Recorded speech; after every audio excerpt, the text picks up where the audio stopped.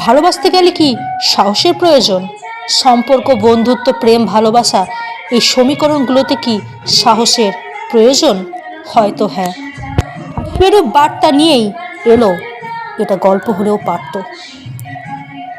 Yogesh mime একাডেমিতে ভোর theatre workshop নিয়ে এলো তাদের উপস্থাপনায় এটা গল্প হলেও পারত। এই বসন্তের মরশুমে প্রেমের মানে নারী পুরুষের ওই চেনা প্রেমের কাহিনী না, না, এক্ষেত্রে অবশ্যই মনোবল প্রয়োজন। কারণ সমাজ যে এই বন্ধনেও অনেক সময় বেড়াজাল নির্মাণ করে। আর সেক্ষেত্রে তা যদি হয় সমপ্রেম, আর তা যদি হঠাৎ বদল বলে মনে হয়, সমাজের এই সাহসী মনোবলের উপর যখন কোনো সমপ্রেমের আগমন হয়েছে, তখনই ওই মেকি সাহসের ইতি ঘটেছে।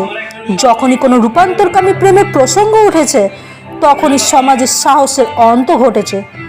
প্রসঙ্গত উল্লেখ্য যে আসলে সমাজের কিছু মানসিকতার, কিছু মানবিক ভাবনার ও সর্বোপরি সাহসের প্রসঙ্গ ভেদে বারংবারই পরিবর্তন ঘটে গেছে। আর সেরকমই এক সাহসী মনোবল নিয়ে এবার অন্যরকম ভাবনা নিয়ে এলো ভোর থিয়েটার ওয়ার্কশপ।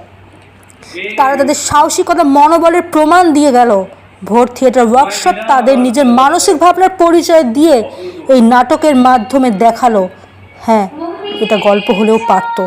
ত্রিকোণ ভালোবাসার কাহিনী হয়তো বাস্তবের কোনো বিবাহ বহির্ভূত সম্পর্কের এক জটিল সমীকরণ, এবং এর উপস্থাপনা, নির্দেশনায় এবং উল্লেখ্য ভূমিকায় ছিলেন চিরঞ্জীব গুহ। আসনের বিস্তারিত দেখে নেওয়া যাক। একজন পরিচালক হিসাবে সমাজের সামনে ক্যামেরার প্রতি মানুষই দেখা যায় তারা অভিনয় করছে, কিন্তু একজন পরিচালক সে তার জীবনের ক্যামেরার পিছনে তার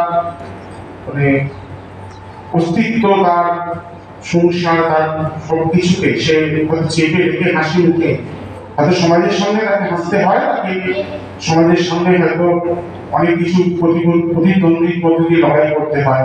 আজকের হয়তো এই ঘোরের উপস্থাপনায় এই মঞ্চে হয়তো সেই পরিচালক তার নিজের যোগ্য সম্মান পেল, সে তার নিজের পরিচয়কে তুলে ধরল। ধন্যবাদ ঘোরের সকল কলা কুশলীদের এবং চিরঞ্জীবকে তার নির্দেশনা এবং পরিচালনা। আজকে একজন পরিচালককে তার হয়তো এই মঞ্চ থেকে দাঁড়িয়ে যোগ্য সম্মানিত করল। ধন্যবাদ।